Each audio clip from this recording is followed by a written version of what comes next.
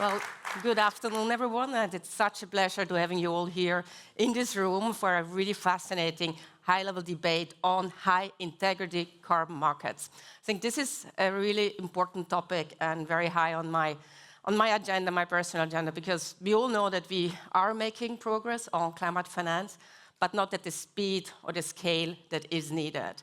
So we really need all hands on deck, and we need to both work on the quantity but also on the quality of climate finance. Carbon markets is one of the revenue streams that really provide the potential for unlocking more capital and really making sure that we mobilize more capital. So we need to, however, make sure that these are high-integrity carbon markets. This is what matters. This is what will provide the confidence and then ensure everyone that however much money will be mobilized is not only to monetize credits, but is also to benefit and leverage a transformative impact for people, for climate, for nature.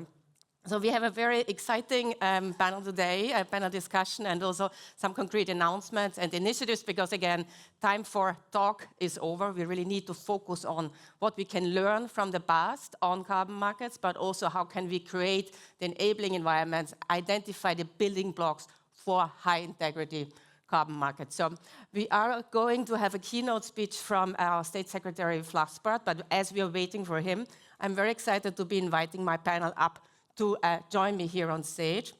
And let me start with Her Excellency Minister Dr. Rania Al-Mashat, who is the Minister of Planning, Economic Development and International Cooperation of Egypt. Rania, please join me. Close to me. I like to keep you close to me. So. Next, I'm very happy to invite the Ambassador of Indonesia to Germany to stage here, who is Arif Oegroseno. I was like planning it so well. Oegroseno, who is going to join us. And we actually just, again, discovered how we are like both having issues with our names, because, again, I'm Austrian, but for the first time in a long time, someone has been pronouncing my name correctly when introducing me, and we have some similarities there. So it's wonderful to have you here, Ambassador. Next, I'm very happy to introduce Dr. Heike Vesper, who is the Chief Executive of Transformation Policy at WWF Germany. So please join us here.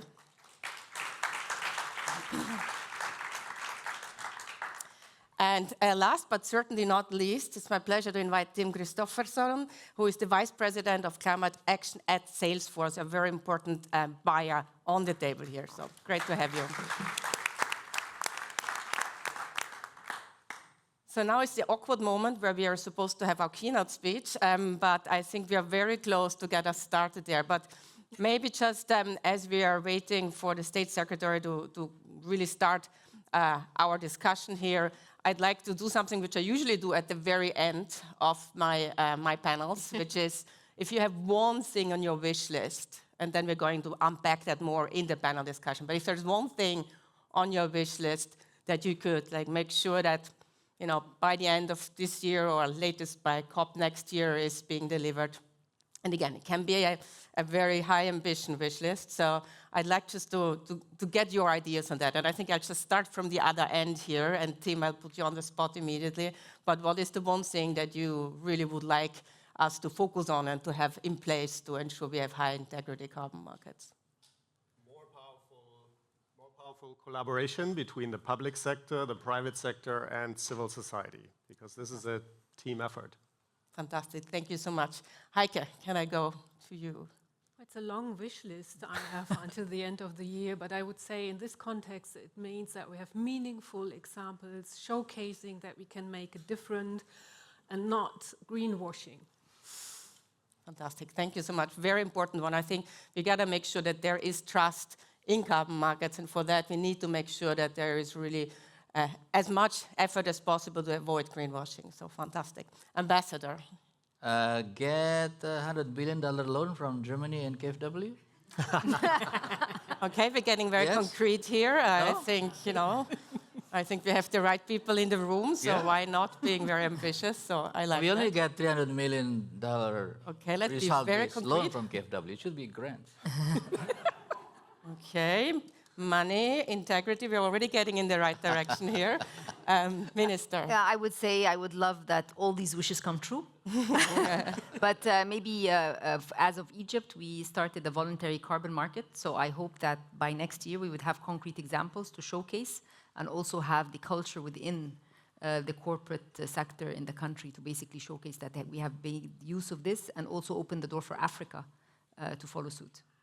So important. Again, I'm very impressed by the African Carbon Markets Initiative. I think Africa really has been leading the way. So I love to go deeper into some of your experiences. But now I am very happy to actually invite our keynote speaker to join us here on the panel and provide today's keynote to then really allow us to go deeper into the discussions on high integrity markets. So it's my real pleasure to invite State Secretary of the German Federal Ministry for Economic Cooperation and Development, Jochen Flasbarth, to provide our keynote.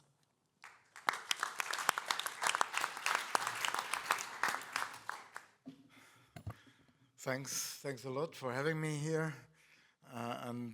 We are already at the afternoon of the second day of the Hamburg Sustainability Conference, and the rooms are still full. So I'm really delighted, and specifically now here at such an important session on the integrity of carbon markets. It's a key question. We spoke a lot here during the conference about finance architecture to support sustainable development and also to lead us to greenhouse gas neutrality.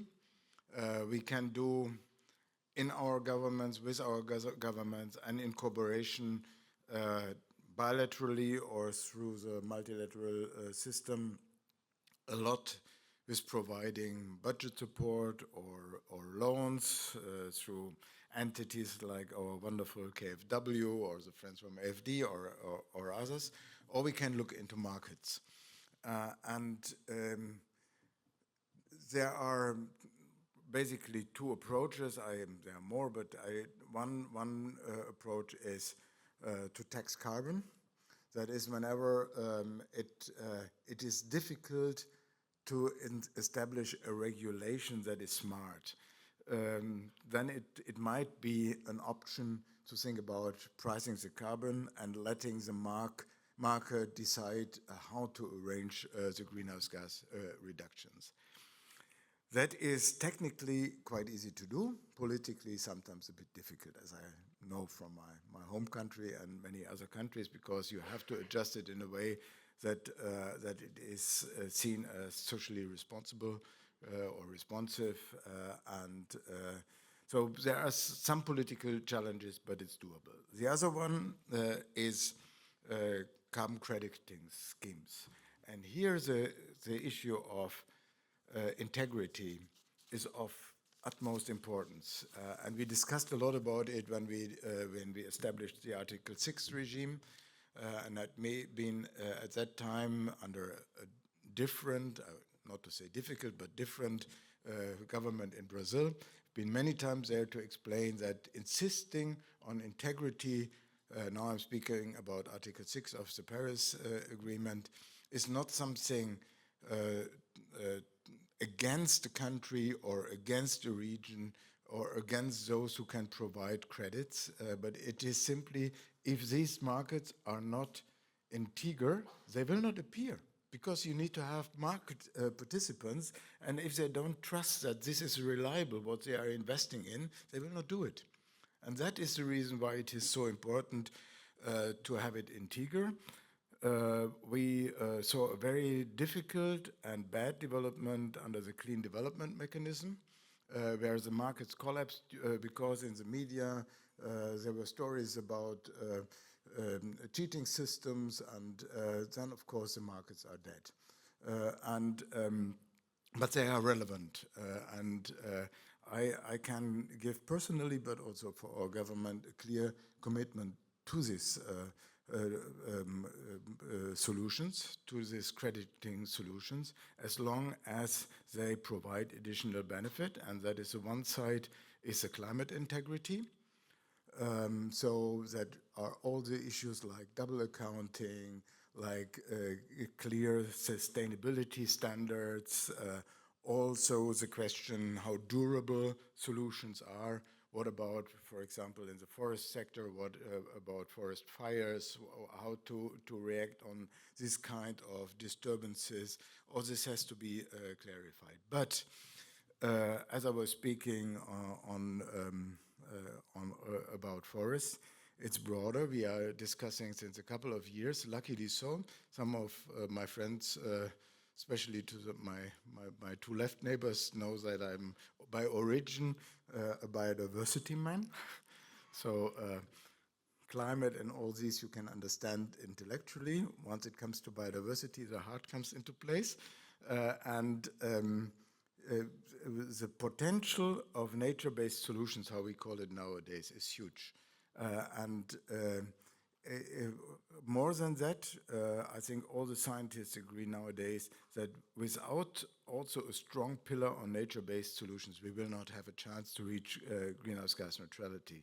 As long as we spoke about reducing carbon emissions or carbon neutrality, maybe, but as soon as you are talking about greenhouse gas neutrality, you have to have the full range of nature-based solutions, which means forests, but of course also mangroves, revetting of peatlands. There will be a session later on here my friend Havas, the ambassador, Havas is the ambassador from Indonesia, knows about it because Indonesia is very experienced in this field. But again, all this has to be highly integral. It has to be solid also from the biodiversity and ecosystem aspect. Yesterday at the panel I said it was about skills. Every idiot can plant a tree, but to restore an ecosystem needs a lot of knowledge and a lot of also administration to ensure that the greenhouse gas storage is ensured for a long time. I leave it with that. I'm really delighted that this is one of the big topics here at the first HSC, and looking very much forward to your interventions. Thank you so much. I think very inspiring opening. I think clearly we hear, all hands on deck, pricing carbon, but also crediting mechanisms, importance of integrity and clarity, and really how can we bring and learn from experiences. But I think also the potential of nature-based solutions and nature, and this link between climate, nature, and the people, again, I think is something we want to focus on. So let's dive right into our panel here. And I would like to start with you. I think clarity is very important, we know that, but it also really starts in the country itself. We all know that policies still lead the way, so regulatory frameworks, having clarity is really important to build carbon markets. So Egypt has been a leader. I would love to just hear your lessons and your, kind of what you want, your reflections on your journey so far. Well, thank you so much. It's, we go from session to session here, but they're all interlinked. If we're talking about concessional finance, if we're talking about partnerships, if we're talking about policy and integration of markets, all of this is really different beads in one, gender-wise, in a necklace, if you will. A few things on our side.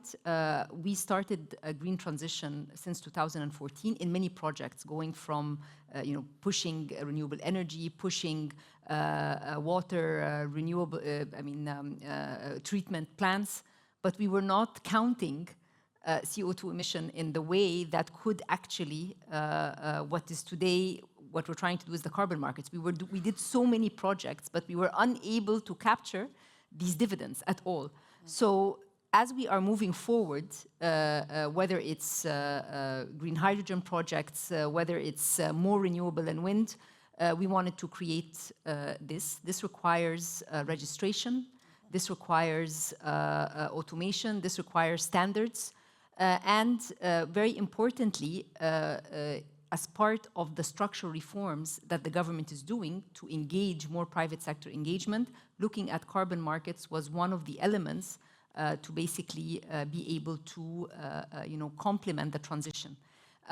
What we have done as of late, the Financial Regulatory Authority, with our colleagues from the World Bank and many others, started a voluntary carbon market. And there, what is important is giving the know-how to different firms locally on how to do the registration, how to do the accounting, and so forth. So this was the first step. It's so far voluntary. We have not yet pushed until the culture itself becomes more widespread. And Barbara, you mentioned something very important. It's always at a country pace. So country ownership is very, very important. So as we are embarking on these new modalities, this is the initial part that we wanted to do. We wanted to create that culture, create the tools for the firms. And again, because it's a link towards more transparency and the ability to trade, and the stock market is involved as well, all of this and this just started a month ago after close to 18 months of preparation with different stakeholders. We have tested with a few companies. So as we move forward, this is going to be scaled. And also, as you mentioned, within the African continent, this would be an example that we would also want to replicate elsewhere. Fantastic. Thank you so much. I think, again, just like this long-term planning process, really taking into account all the different pieces and making sure that you provide in parallel the know-how. I think what I'm hearing here is many of the sessions, it's not only about the money, it's also about helping to build the capacity, do the training, and really make sure that this is then, therefore, managing to get to scale. So wonderful, wonderful experiences. Ambassador, I'd love to come to Indonesia immediately. Again, Alicia been also doing a lot of thinking on pricing carbon and on carbon markets, and love to hear your thoughts on that. Let me start with the bigger picture. We have done our calculations in Indonesia. How much do we need to address our climate change challenges? I heard that you mentioned it's not all about money. All about money, I think. So our number is $281 billion. Indonesia has done a calculation. Our Minister of Finance has done a calculation that we need $281 billion for climate change mitigation adaptations in Indonesia up to 2030. And our national budget can only provide 18%. So where the rest come from? We have a different strategy. First is the climate budget tagging. Is the Ministry of Finance provide funding to the government agencies, and they will be monitored in doing the funding of there.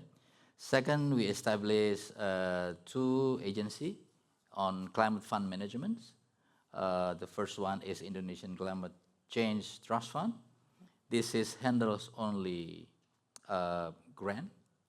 And the second one is the Environmental Fund Management Agency. This handles loans and G2G corporations. The third one is market financing. We've issued green bond, green suku. We issue blue bond. We issue samurai bond in Japan, and here in Frankfurt, for instance. And of course, we try to access the multilateral funding resources as well as bilateral. As a matter of fact, just 2 weeks ago, Jochen was the head delegations of Germany, and I accompany my head of delegation from Indonesia on German-Indonesia bilateral relation and development cooperations. And we have what we call the accelerations of Indonesia clean energy transition. It's 300 million euros result-based loan and many other cooperation with Germany, so bilaterally.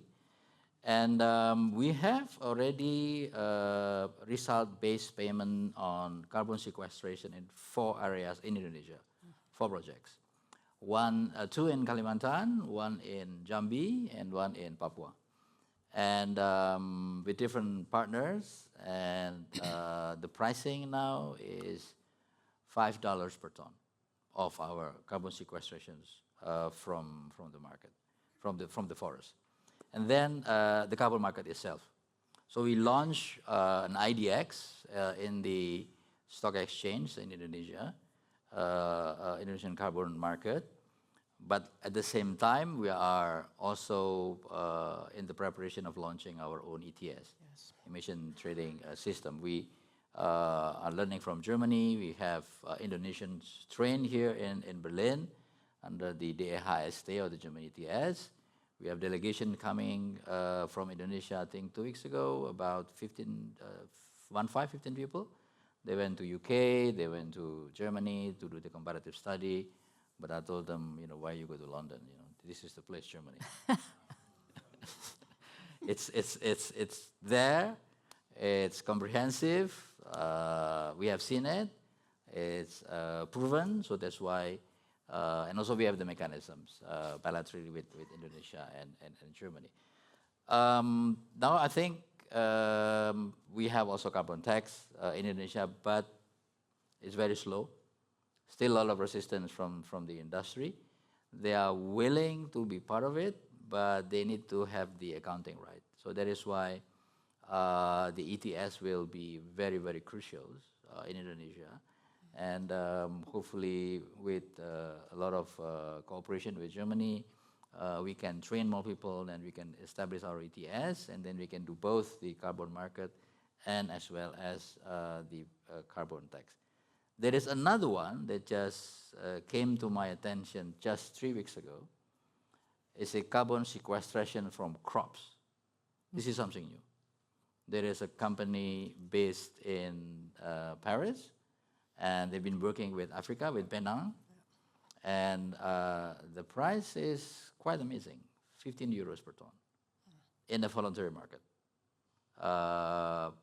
In Indonesia, it's not yet clear what is the regulations on this, because sequestrations of carbon from crops, it's not regulated in our governing system. But as a lawyer, I would say anything that's not regulated is allowed.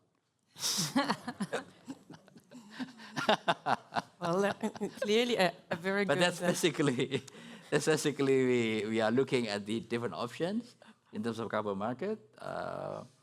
We are now at the stage of establishing all the infrastructure. The governance is done. We need just to implement that. A colleague from KfW in Jakarta, from the BMZ or German embassy in Jakarta are all working with us in trying to bring this about. So hopefully we will be the first country in Southeast Asia that has an ETS, has a proper carbon market, and also hopefully we can bring in this crops issue, because they told me that rice plantations is one of them to catch the methane.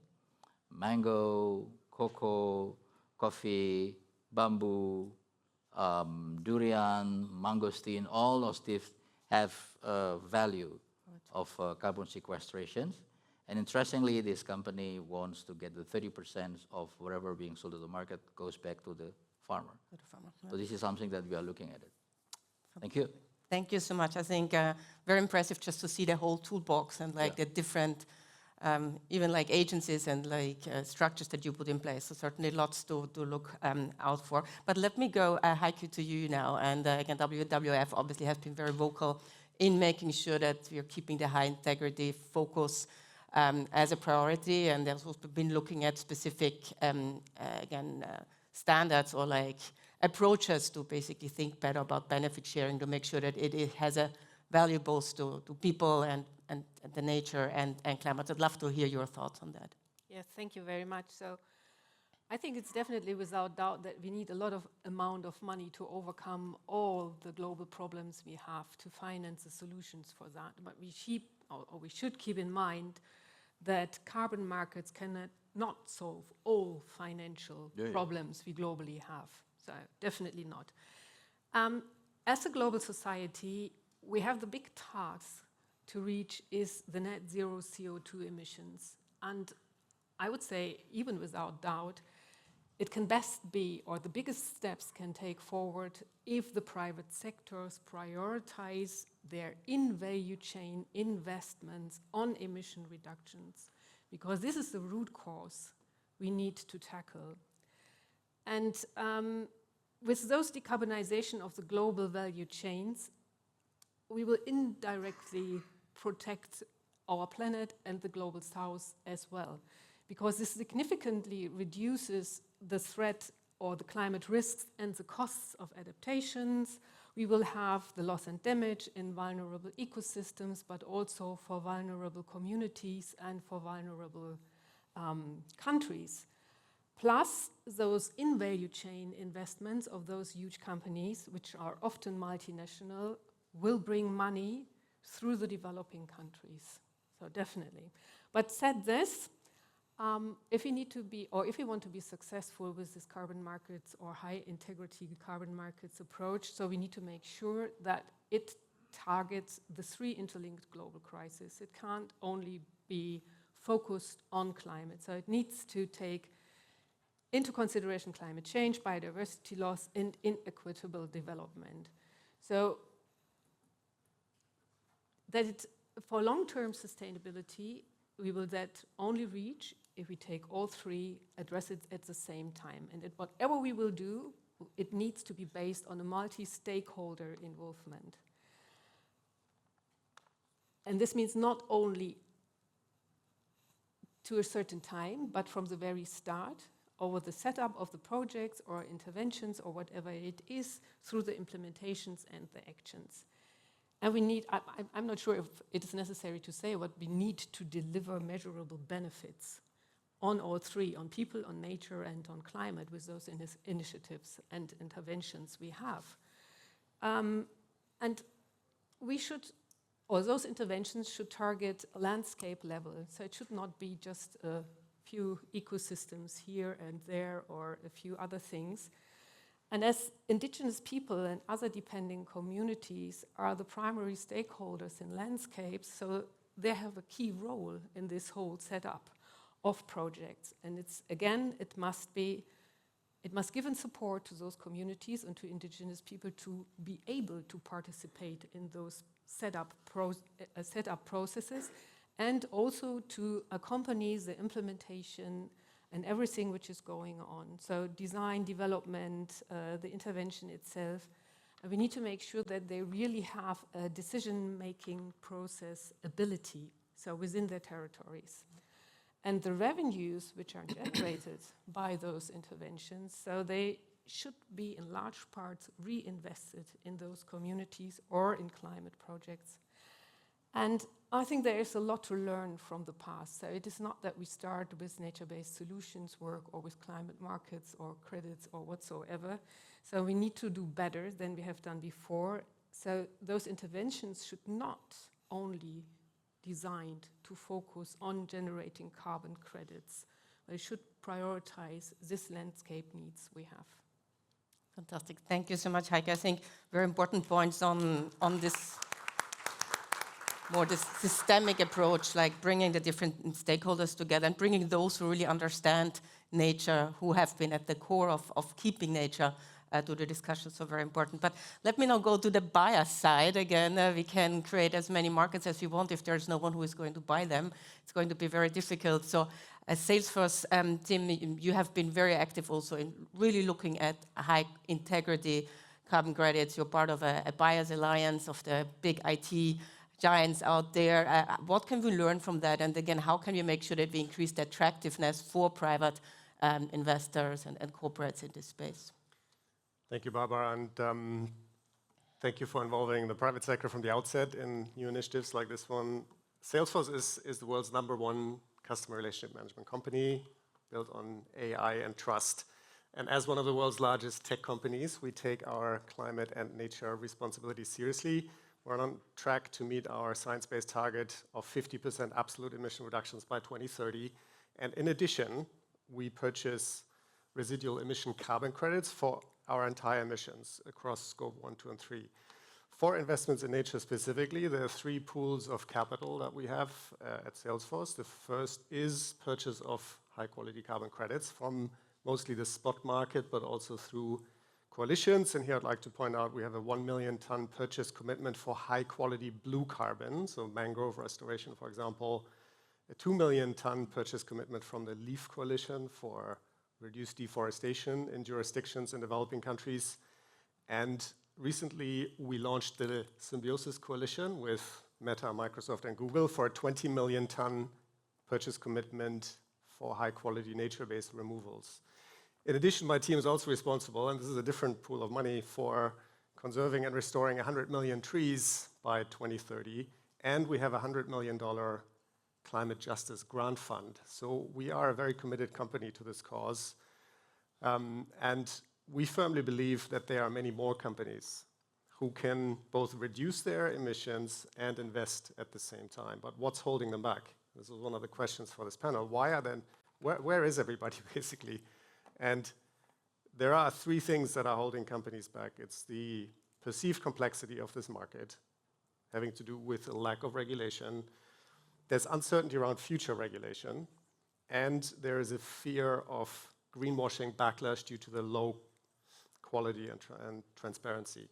But all of these obstacles can be overcome, partly with technology.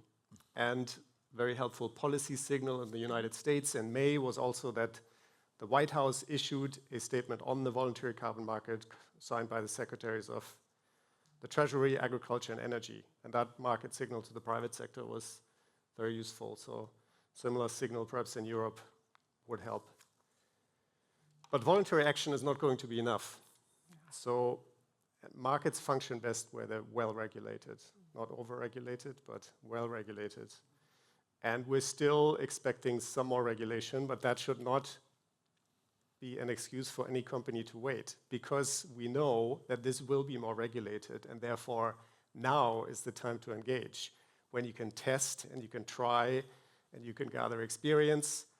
So in summary, solid enabling environment is needed with clear market signals and policy signals, right stakeholder engagement, and the right technology. I think the biggest thing that Salesforce can maybe bring to this is our trust relationship with 200,000 of the world's largest and medium-sized companies. They often ask us, what should we do with this thing called nature that we heard about for the first time recently? Where should we invest in voluntary carbon markets? So we have an interest in bringing a lot more companies to the table if the enabling conditions are right. Finally, I'd like to say here that we're also organizing 2-day boot camps for interested carbon credit buyers, companies that are interested. Squeezing this in a 45-minute panel is very difficult. So if you're a company, you're in the room, you want to know more, please let me know and we can work together. Thank you. Fantastic. Thank you so much, Tim. I think very good.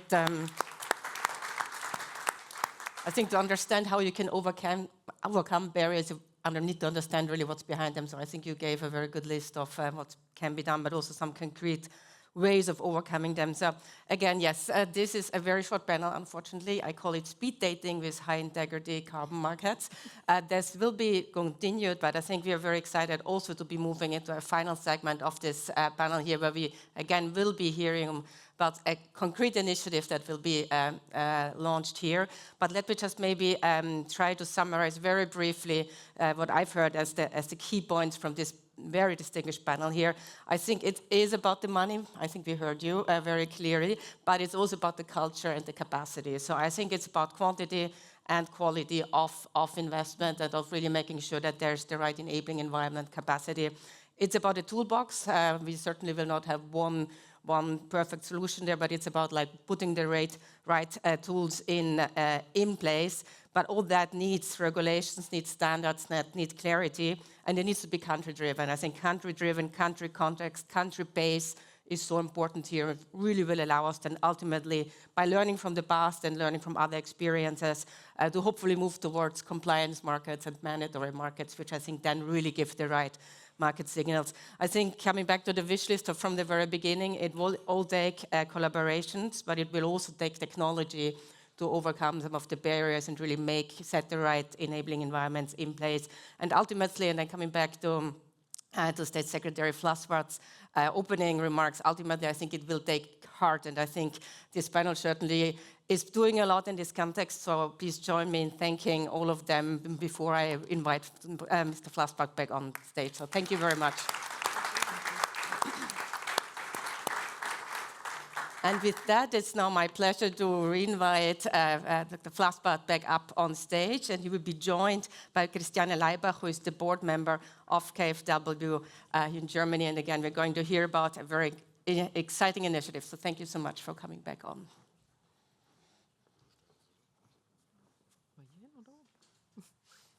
would take. Thank you. Yeah, I think we take the middle ground here, in the center of the stage. Very glad to be here and honored to be able, at this really great conference here, the Hamburg Sustainability Conference, to launch the Vault platform. And I'm very glad as well, and it was very interesting listening to you, our panelists here today. And it felt good to us because a lot of the things we mentioned have been our thinking as KfW as well. And trying to build up some structure, we had this idea already for quite some time how we can build up a structure which is addressing at least partly the wishes you were mentioning. And volume and finance is certainly one particular one, but I think it is more about standards, it's about structure, it is about how we can combine public funds and private funds, how we can leverage to make the most of it. Because we all know biodiversity is at our heart. It is at our heart in Germany here, in the German government and KfW. Just to mention a couple of numbers, we at KfW have a portfolio of 4 billion of biodiversity projects, 350 all over 2 million square kilometers, which the protected areas, which means like half the size of the EU. So I think it's fair to say that we are one of the major players with the German government in the international markets with a lot of experience in that. But still, I mean, money is limited, and so we were looking for quite some time how we can set up a structure which addresses the needs, which addresses the carbon certificates, which hopefully will develop in the future. And we all know, you mentioned that as well, that carbon markets are still imperfect.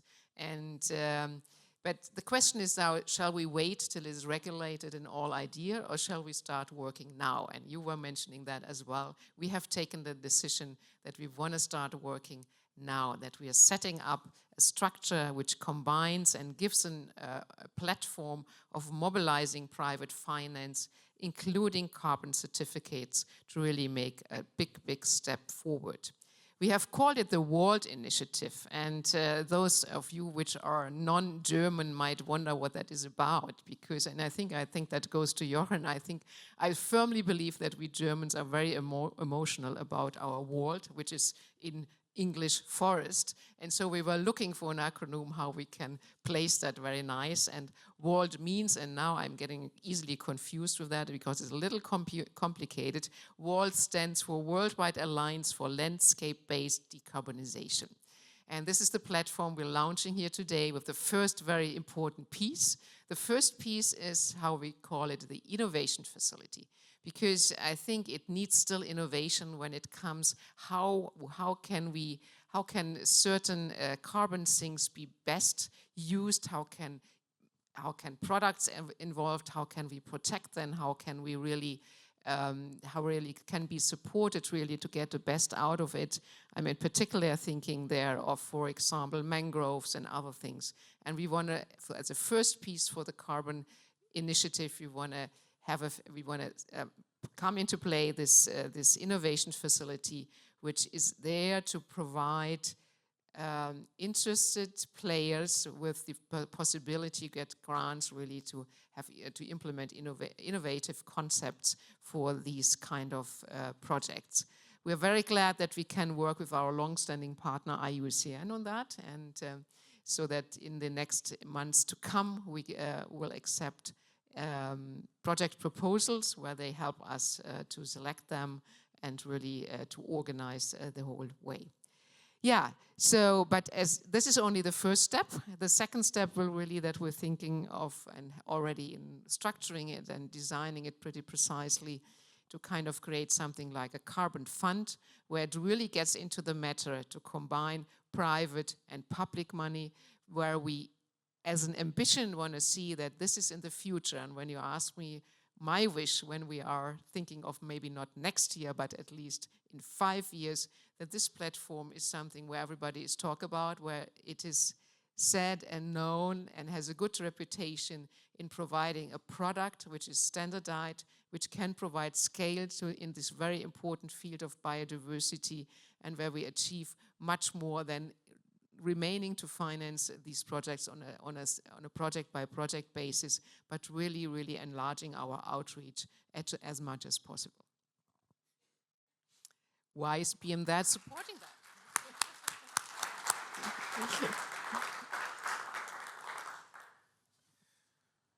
Yes, rightly the audience is applauding. We are very happy with the engagement of KfW to create this WALT Carbon Impact Fund, and as a first step, the innovation facility. We spoke many times about it, Christiane and your team.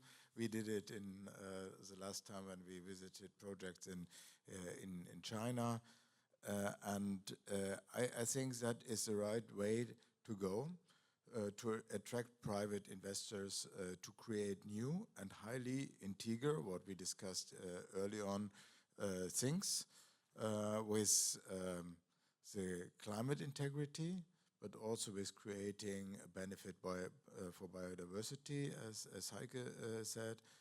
And also I want to add that it works for people. This is extremely important. It's a equality issue. So who is going to benefit from these investments? And I think we have a lot of experience around in restoration. And when I came from BMU to BMZ, everybody has to create a little bit of footprint. And I was already, Tim Christophersen knows it from our previous collaboration.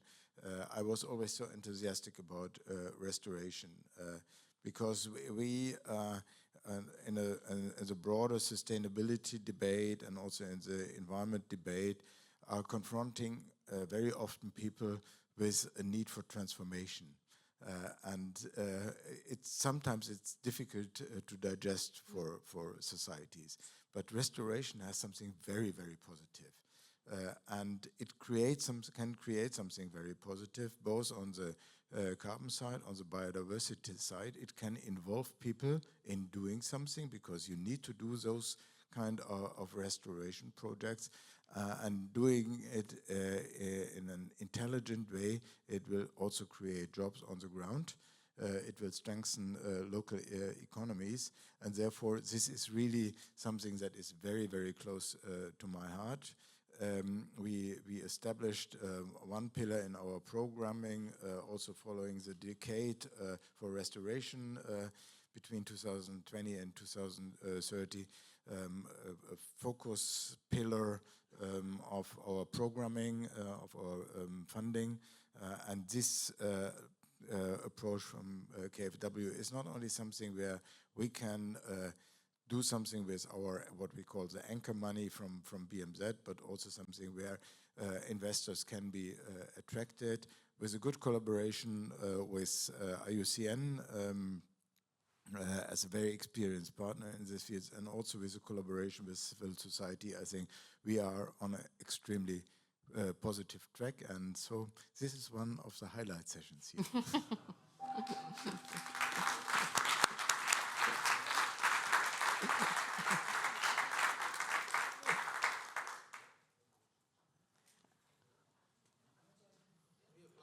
Wasn't planning to come back, but I always like to come back. But I think just in terms of what you hear here, I think nature-based solutions are so important. The G20 this year actually have had a big focus also on that. So I think having this initiative here, I think is fantastic to see. So again, I think let me just also thank you. And with that, I think I'm going to thank everyone again for joining us today here. Thank you for organizing. Thank you for a fantastic conference here in Hamburg, and we look forward to continuing to working with you and supporting you in this work. So thank you so much.